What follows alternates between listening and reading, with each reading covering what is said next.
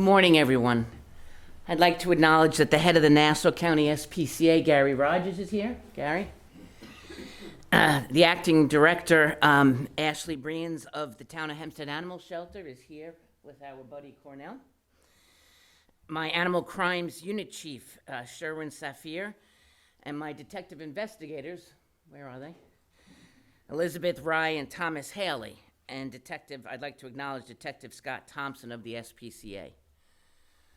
So good morning. I'm here this morning to tell you that approximately 1 month ago, on November 27th, a woman who resides on Washburn Avenue in Freeport brought a dog into Bobby and the Strays.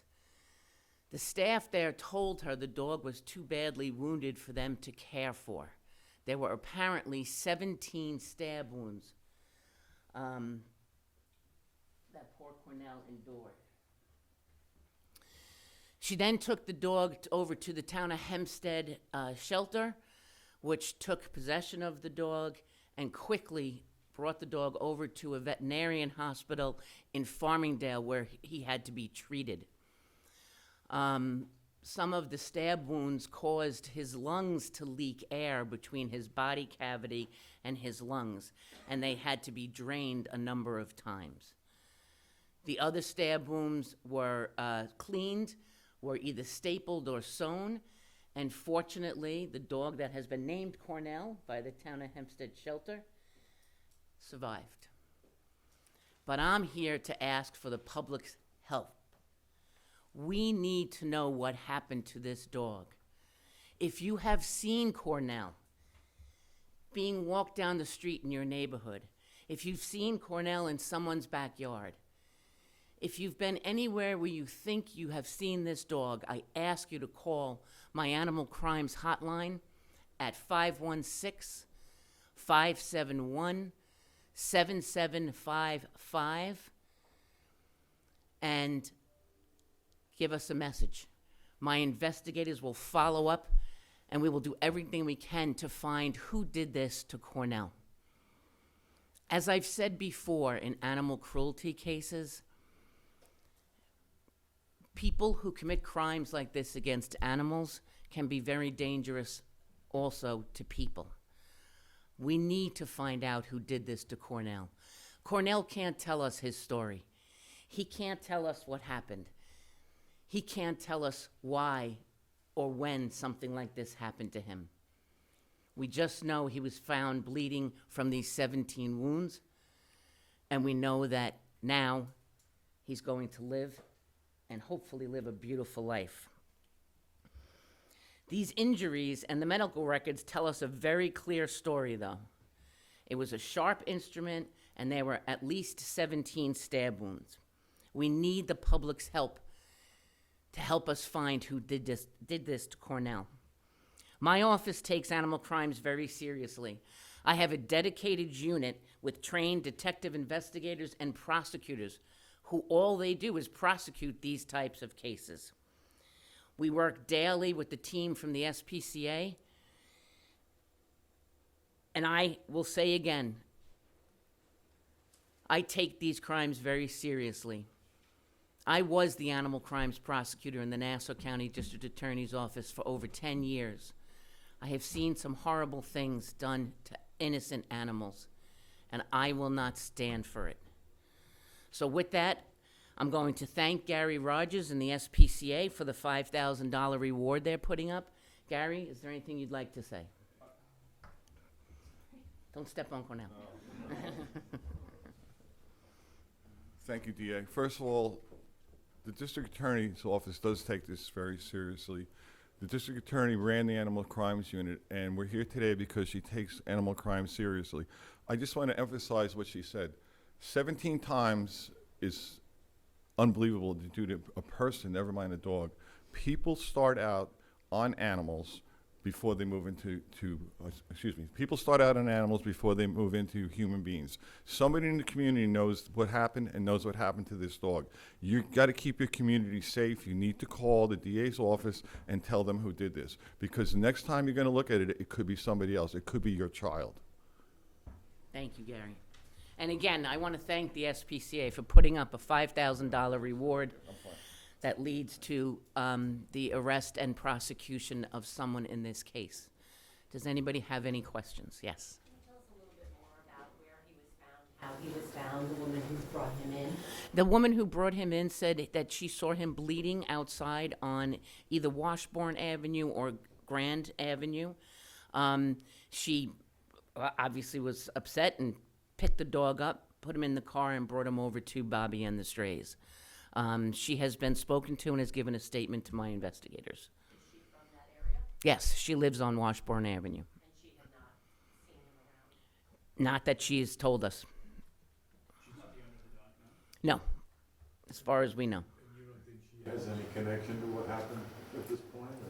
At this point, it's an ongoing investigation. We have no suspects, so I can't, comment that she might know something that, what she's told us so far is that she saw the dog bleeding and took pity and wanted to help it.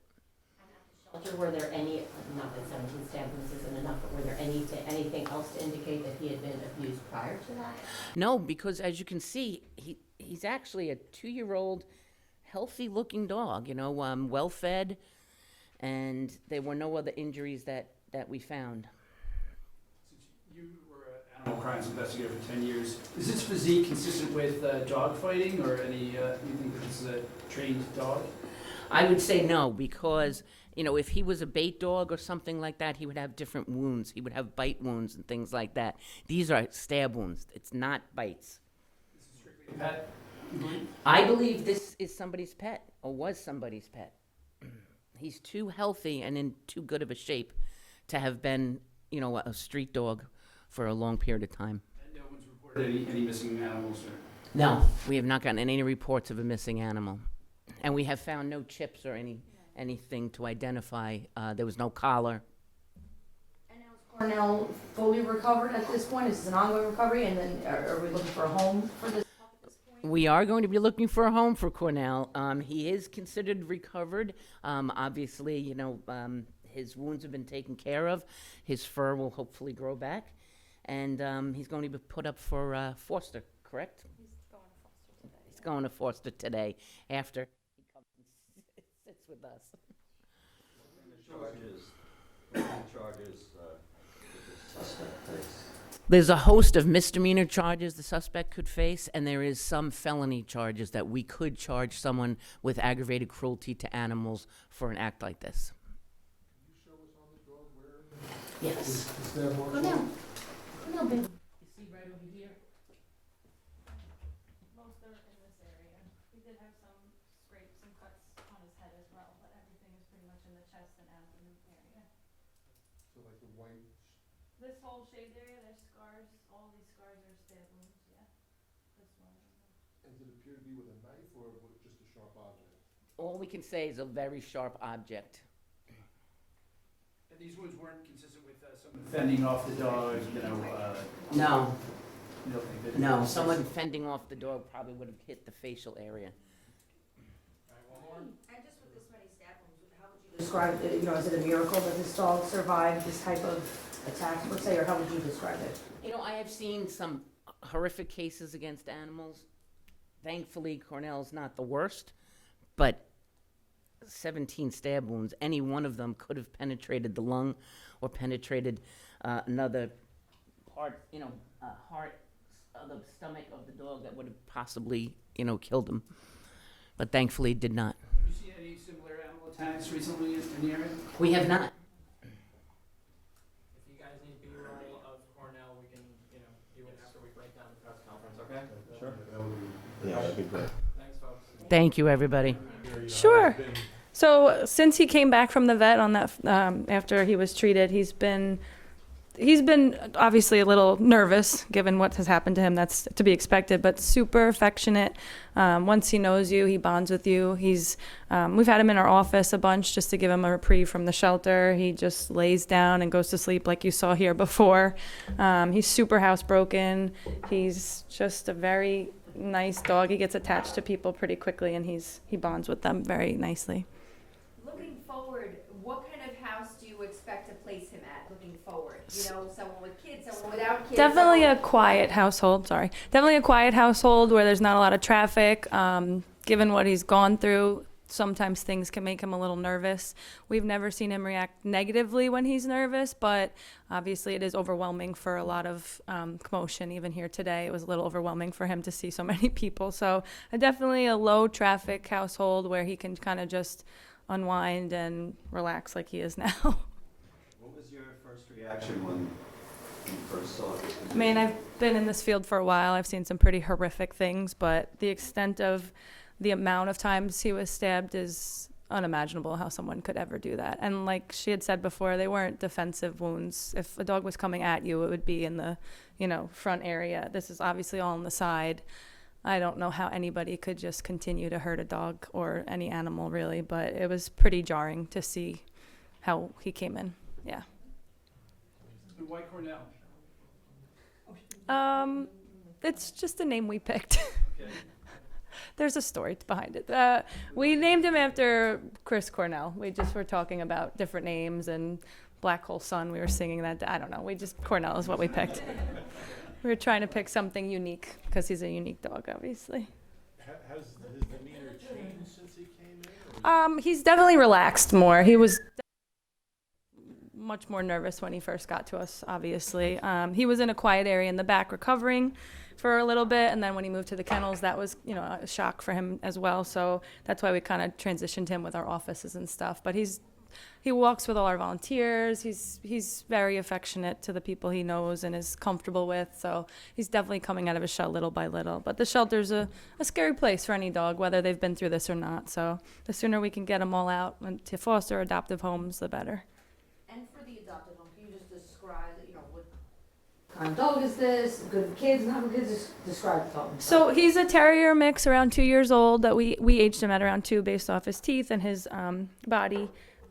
He definitely, like I said before, would need a quiet home. I wouldn't recommend kids just because obviously that comes with a lot of chaos. I have one, I know. She's a handful. He just wants a place where he can relax and just be himself and not have to be forced into interacting with too many people if he's uncomfortable. So definitely a quiet household. He, like I said, he's very housebroken. He does seem to be very good with other dogs. So any of those things would be good. I don't think he's good with cats. I'm pretty sure he has a little bit of a prey drive. But other than that, yeah, he's pretty easygoing. Like I said, we've had him in the office and he's just a chill dog. So for sure. Ashley, I don't know that much about dogs, but you said terrier mix of pit bull terrier or? We don't know. It's our best guess. We always base off, he has some pit in him, I'm sure, but without knowing. We've done DNA tests on dogs we thought were pit mixes and they come back as something completely different. So as a shelter personnel, we try not to label them, but based on, what he looks like, I'm sure there's some pit in them for sure, in him for sure. But it would be more appropriate to say pit terrier mix? Or? We just say terrier mix in general, yeah. 75-pound mutt. Looking forward, how lucky is he to be alive? Yeah, he did obviously go through some pretty extensive injuries. He went to the emergency clinic. They were worried about one in particular that was pretty bad and deep. The other ones were, although bad, a little more superficial, luckily. But as she had stated before, any of these wounds could have hit a major organ that, could have caused some severe damage. And had he not gotten medical attention, it definitely could have been a different outcome for sure. All right, thanks, guys. Thank you.